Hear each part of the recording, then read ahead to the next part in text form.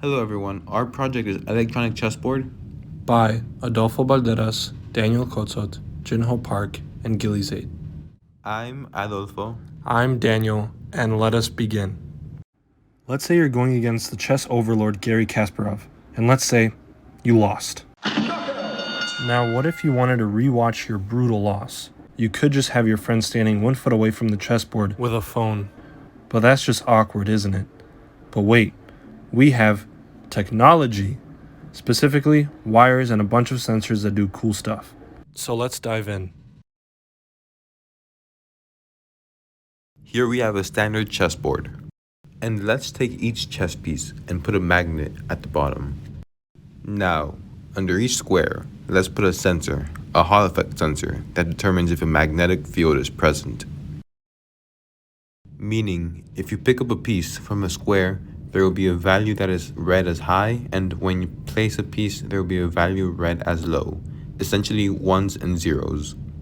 When you pick up a piece, you click a button to record the change from low to high, and after putting the piece down on the square, you click the button once more to record the placement of each piece, thus recording the change in position. Each square from A1 to H8 has a unique binary number, and every time the button is clicked, we are collecting ones and zeros from the 64 squares. So how do we manage so many inputs with an Arduino? The answer? Multiplexers. We used 9 8-to-1 multiplexers to condense all 64 inputs to one output. However, the multiplexers require 5 volts and the Arduino Maker 0 runs at 3.3 volts.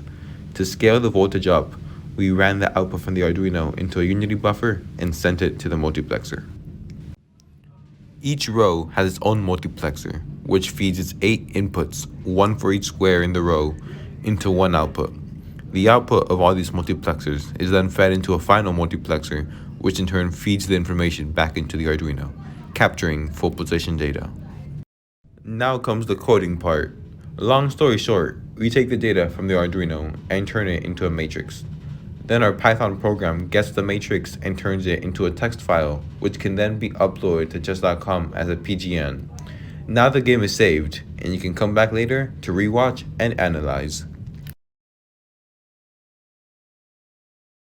So now we are running our program, and this is proof that it's going to work. So what I'm going to do now is I'm going to press the button, and that's going to capture the original state of the board.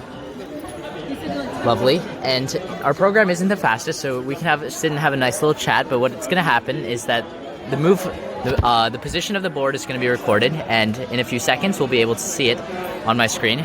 Boom. Ones and zeros. No valid move has happened. I haven't done anything. Okay. Now I'm going to lift up the piece, and I'm going to press the button again. Wow. So that was a pawn right here on A2, and I lifted it up.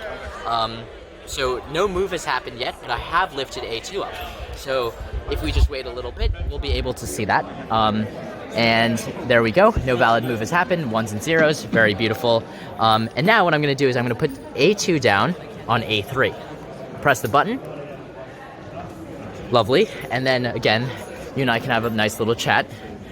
It is a bit awkward though when it's only one person talking.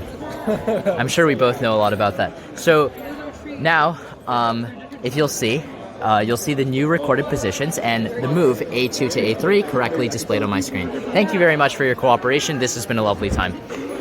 We would like to acknowledge Marco Loncar and Chris Lombardo for their guidance in ES50 throughout the semester. Further, with regards to our project, we would like to specifically thank James Quigley, Aaron Chin, and Soy Choi, all of whom were invaluable sources of help. Additionally, we thank all of our TFs who staffed the lab, whom we asked many questions. Finally, we thank all our peers who made ES50 an absolute blast.